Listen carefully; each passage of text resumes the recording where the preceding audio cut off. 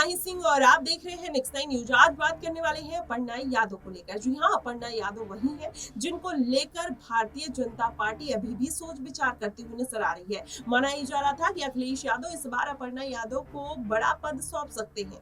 हालांकि देखा जाए तो सपा में जितने भी परिवार के सदस्य हैं वो कहीं ना कहीं सांसद है, विधायक है, किसी न किसी पद पर है। वहीं अपर्णा यादव की बात करें तो अपनी जिद की वजह से वो भारतीय जनता पार्टी में शामिल हुई थी और अभी भी वो एक आम कार्यकर्ता के तौर पर देखी जा रही है। भारतीय जनता पार्टी ने उनको कोई बड़ी जिम्मेदारी नहीं दी, लेकिन माना ही जा रहा था कि अब अपर्णा यादव का जो मोह है वो सपा से भंग नहीं बल्कि बीजेपी से भंग होता हुआ नजर आ रहा है। आने वाले दिनों में वो हो सकता है कि सपा में शामिल हो जाए, लेकिन जब से अखिलेश यादव ने 6 सीटों पर अपने प्रत्याशियों का ऐलान कर दिया है, ये अटकलें कहीं ना कहीं खारिज होती हुई नजर आ रही है। वहीं भारतीय जनता पार्टी की बात करें तो भारतीय जनता पार्टी भी कुछ सीटों पर हो सकता है कि अपर्णा यादव पर दांव चल सकती है। मिल्कीपुर सीट थी और बिजनौर सीट और करहल सीट, जहां पर कहीं ना कहीं अखिलेश यादव का दबदबा माना जाता है। ऐसे में अपर्णा यादव अगर उस दमखम के साथ उतरती तो जाहिर तौर पर आने वाले दिनों में भारतीय जनता पार्टी को बड़ा फायदा देखने को मिल सकता था। हालांकि अपर्णा यादव का जो रुख रहा है हमेशा से ही रहा है कि वो परिवार के खिलाफ नहीं जाएंगी,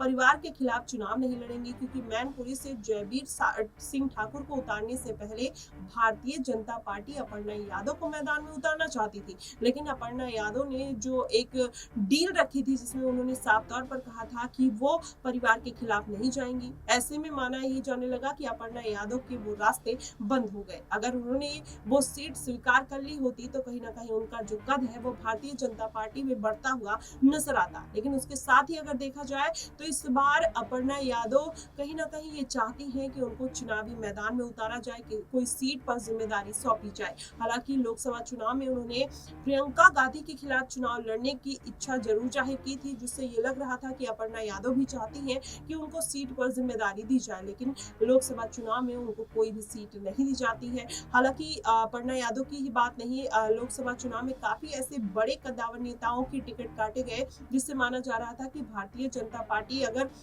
इनके टिकट काटती है तो बड़ा नुकसान झेलने को मिल सकता है, जिसमें वरुण गांधी का नाम, ब्रिजभूषण शरण सिंह का नाम, संघमित्रा मौर्य का नाम, अपर्णा यादव, रमेश बिदुड़ी, साध्वी प्रज्ञा, ऐसे तमाम नाम है जो भारतीय जनता पार्टी इन विवादित चेहरों को दूर करती हुई नजर आई थी। हालांकि अपर्णा यादव को लेकर ऐसा कोई विवाद नहीं रहा है, लेकिन और नेताओं को लेकर जरूर भी कोई ना कोई विवाद जुड़ा रहा है। वरुण गांधी को जब हटाया गया तो काफी निराशा जनता में भी देखने को मिली। माना जा रहा था कि पीलीभीत सीट से कहीं ना कहीं भारतीय जनता पार्टी अपना जो अस्तित्व है वो खो देगी, लेकिन जितिन प्रसाद मैदान में उतरते हैं और वहां से जीत दर्ज करते हैं। लेकिन अगर बात किया जाए संघमित्रा मौर्य की तो संघमित्रा मौर्य बदायूं सीट से उतरती हैं और 2 बार वहां की सांसद भी रह चुकी है, लेकिन एक बार इस बार के लोकसभा चुनाव में भारतीय जनता पार्टी ने अपना कैंडिडेट बदल दिया और जिसके बाद उनको हार का सामना करना पड़ा। और अपर्णा यादव की अगर बात करें तो अपर्णा यादव को अगर जिम्मेदारी ना देना कहीं ना कहीं इस बात की तरफ संकेत दिखाई देते हैं कि ब्रिजभूषण शरण सिंह, संघमित्रा मौर्य और वरुण गांधी की तरह